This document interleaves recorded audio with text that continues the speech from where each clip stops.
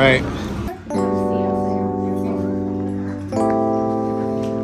Afterwards, I felt great the rest of the day, but then Okay. Judah had T-ball practice, and I decided to go and play T-ball. Okay. Last night, it was not good. It went back to the To where it spasms. was. But you felt better enough to actually Yeah, help out and participate and stuff? yeah, and even now, it's like I'm better than I was yesterday. Okay.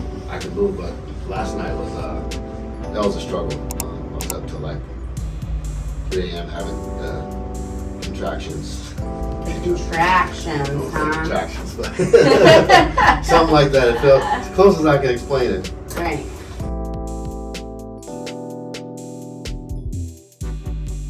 Is that where you feel it tightening up? Is that muscle there? Yeah.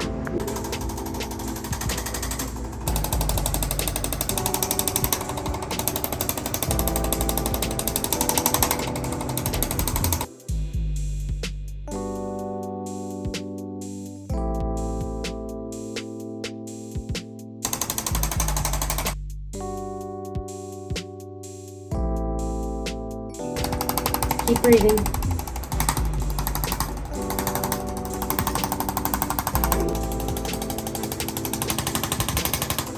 Just a process of just the day-to-day work that I'm doing in the ministry that I'm doing. So. Oh, awesome. Yeah. Okay, good.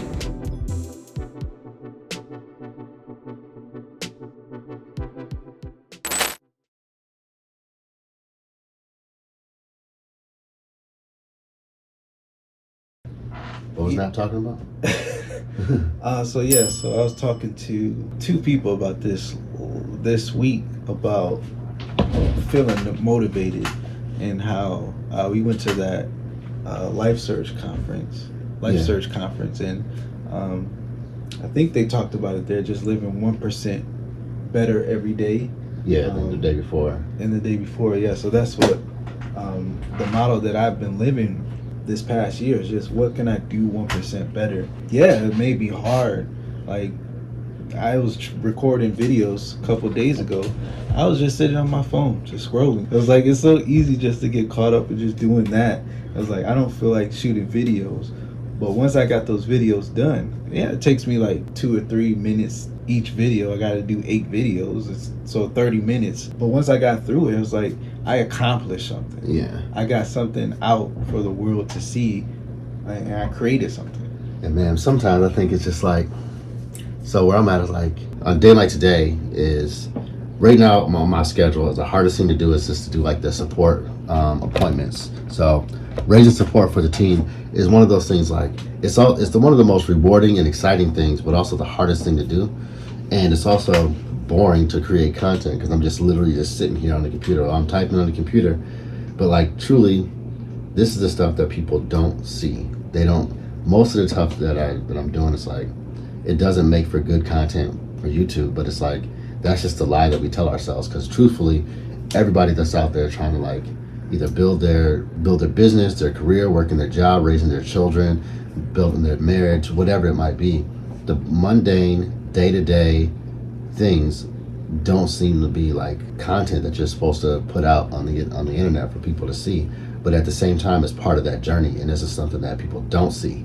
And I think if there's more content out there that would show, man, everybody, everybody's life isn't a highlight reel. Like, I think that's where social media is probably going to be moving, is to where it's like you're going to see like the regular lives of people and the boring stuff that they do. But that boring stuff that they do is probably the most relatable thing, because I'm like, man, other artists that think that, they'll see me online, they think, oh, all he does is out on tour and his life is on stage. I'm like, nah, life is right here behind this computer for the most part. It's like, kids banging on my office door.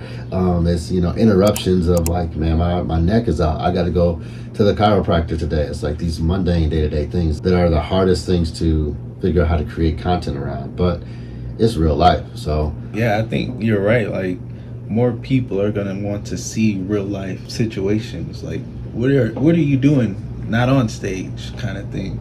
And that is where the direction of social media is going. It's just figuring you out. Like, but it's also kind of like narcissistic to think about that. Like, man, people care what I'm doing every day. Like, yeah, I had to drink a glass of water today. I'm trying to drink 2 glasses of these waters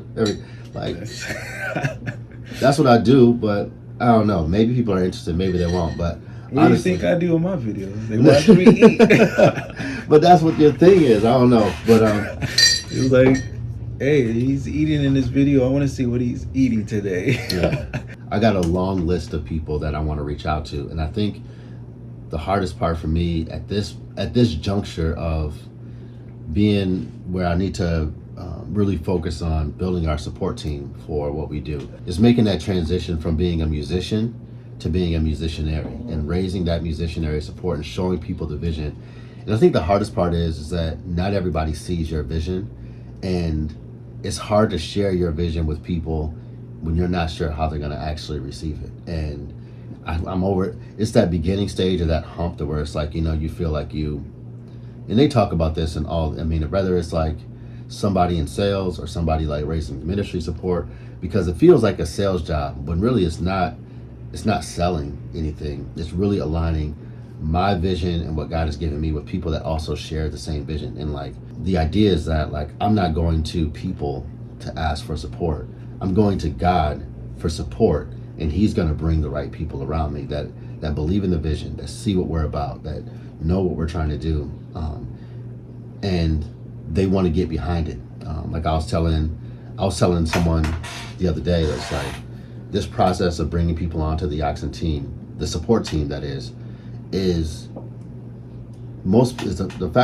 fact of the matter is most people aren't going to be in full-time ministry. Mm-hmm. They're not going to be able to go out on the road and share the gospel with thousands of people. They're not going to be able to. That's not their role. We all have different roles, all different parts of the body, and I'm uniquely gifted to be in this position. But this position I'm in does not make me more important than somebody else. If it wasn't for my support team, I wouldn't be able to have you here. I wouldn't be able to like have these speakers that we have to record music, or this camera to be able to record. So I just gotta kind of like tell myself that is like, though it's kind of like this boring, mundane, I'm just sitting at the computer sending out emails to people. Mm-hmm. It doesn't seem like that's the most fun thing to create content around, but that is the thing that actually moves the ministry and moves the vision forward. Now that I'm motivated to do this, I need to get back to work. To work.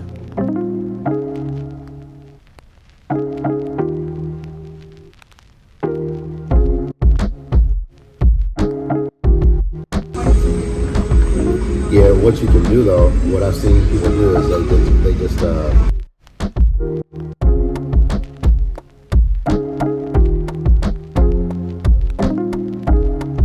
So I had to change the scenery and finish the rest of the day at Panera. I got my green tea, some macaroni and cheese to take back home, but not every day is one of those days where you live on stage and it's all exciting stuff that's happening. Most of the time, most of my days sitting in front of a computer, making phone calls, having meetings and things like that. But I wish I could have gone back 20 years ago when I first started doing music and tried to build something and see all the steps that it took. So it's not about creating some amazing pieces of content. Really, I'm just putting this out there, not just for you to see, but for me to look back on, 5-10 years from now and to see the process that it took from the beginning to where I will be later on. So I'm glad to have you a part of the journey. If you want to see more content like this of just the regular everyday stuff I do, like, subscribe, comment, hit that bell icon so you get the notifications when all this stuff comes out. Until next time, I'll see you on the next video.